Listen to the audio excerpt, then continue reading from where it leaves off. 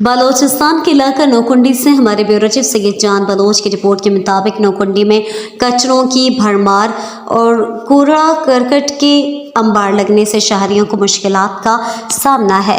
मुख्तलिफ गलियों में कचरे के बड़े बड़े ढेर जमा हो गए हैं। हवाएं चलने से कचरे, प्लास्टिक के थैले और पुराने बोसीदा कपड़ों के टुकड़े घरों में आ जाते हैं।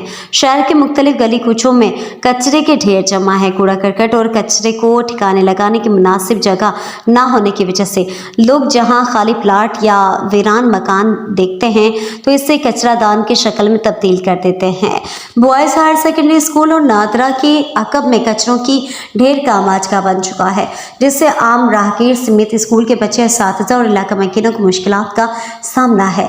पावर हाउस के साथ लोगों ने अपने कचरे डालकर गंदगी और गलाजत का एक बड़ा मनबा खड़ा किया है।